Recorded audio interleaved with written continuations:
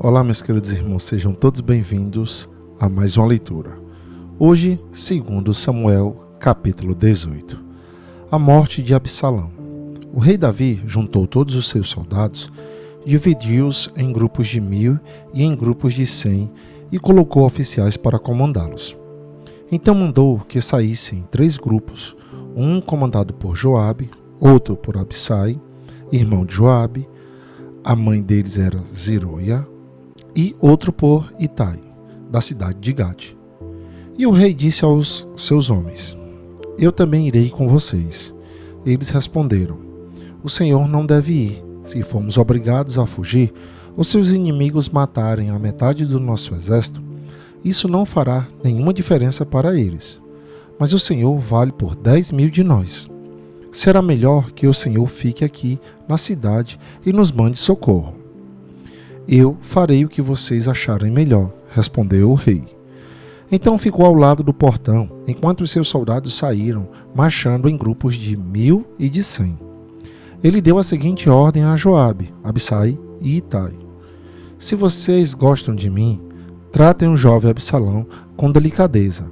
E toda a tropa ouviu Davi dar essa ordem a todos os oficiais.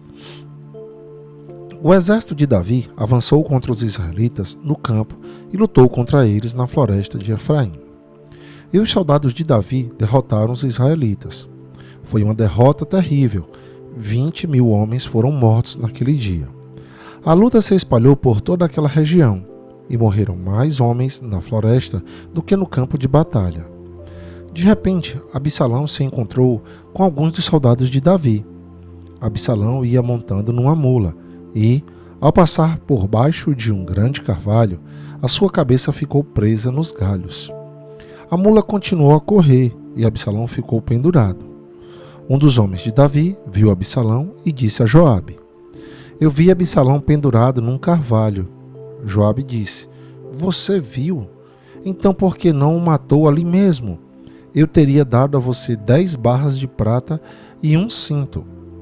Mas o homem respondeu: Mesmo que o Senhor me desse 1000 barras de prata, eu não levantaria um dedo contra o filho do rei. Nós todos ouvimos o rei ordenar ao Senhor, a Abissai e a Itai: Se vocês gostam de mim, tratem o jovem Absalão com delicadeza. Se eu tivesse desobedecido e matado Absalão, o rei saberia disso. Ele sabe de tudo, e o Senhor não me defenderia. Não vou perder mais tempo com você, disse Joabe. Então Joabe pegou 3 lanças e as enterrou no peito de Absalão, enquanto ele ainda estava vivo, pendurado no carvalho. E 10 soldados de Joabe cercaram Absalão e acabaram de matá-lo. Aí Joabe tocou a corneta a fim de parar a luta. As suas tropas pararam de perseguir os israelitas e voltaram. Eles pegaram o corpo de Absalão e o jogaram numa cova funda na floresta e o cobriram com uma enorme pilha de pedras. Então, todos os israelitas fugiram, cada um para sua casa. Quando ainda vivia, Absalão construiu um monumento para si mesmo no Vale dos Reis, porque ele não tinha nenhum filho para manter vivo o seu nome.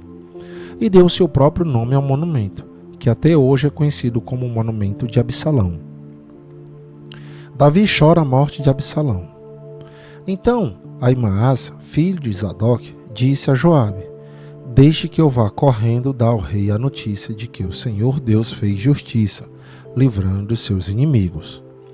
Não, respondeu Joabe, hoje você não vai levar nenhuma boa notícia.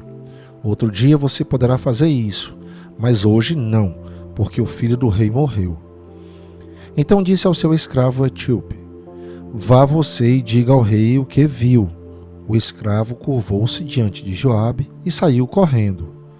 Aimaas insistiu: Por favor, deixe-me levar as notícias também. Não importa o que aconteça. Por que você quer fazer isso, meu filho? Perguntou Joabe. Você não receberá nenhuma recompensa por isso. Aconteça o que acontecer, eu quero ir, repetiu Aimaas. Então vá, respondeu Joabe. Aí ele saiu correndo pela estrada do vale do rio do Jordão e passou na frente do escravo etíope. Davi estava sentado entre o portão que dá para fora da cidade e o que dá para dentro. O vigia subiu para o alto da muralha e ficou no terraço do portão. Ele olhou para fora e viu um homem correndo sozinho. Então avisou o rei. E o rei disse: se ele está sozinho, vem trazendo boas notícias. E o corredor veio chegando. Então o vigia viu outro homem correndo sozinho e gritou para o guarda do portão: veja, vem vindo outro homem correndo. Esse também está trazendo boas notícias, respondeu Davi. O vigia disse: pelo jeito de correr, o primeiro homem deve ser Ahimaás, filho de Zadok. Ele é um bom rapaz, disse o rei, e deve estar trazendo boas notícias. Ahimaás gritou para o rei: tudo vai bem. Então ajoelhou-se diante dele e encostou o rosto no chão, dizendo: que o Senhor, seu Deus, seja louvado, pois lhe deu a vitória sobre aqueles que se revoltaram contra o Senhor. O jovem Absalão está bem? Perguntou o rei. Ahimaás respondeu: no momento em que o seu oficial Joabe me mandou vir, eu vi uma grande agitação, porém não sei dizer o que era. Fique de lado e espere, disse o rei. Ele ficou do lado e esperou. Então o mensageiro etíope chegou e disse ao rei: ó rei, eu tenho boas notícias para o Senhor. Hoje o Senhor Deus lhe deu a vitória sobre todos os que se revoltaram contra o Senhor. E o jovem Absalão está bem? Perguntou o rei. O mensageiro respondeu: eu gostaria que o que aconteceu com ele acontecesse com todos os inimigos do Senhor e com todos os que revoltam contra o Senhor. Então o rei ficou profundamente triste, subiu à sala que ficava por cima do portão e começou a chorar. Ele andava para lá e para cá e gritava: ó meu filho Absalão, Absalão meu filho, eu preferiria ter morrido no seu lugar, meu filho. E aqui, meus queridos irmãos, ficamos com mais uma leitura. Que a paz do Senhor esteja com todos vocês e até o nosso próximo encontro.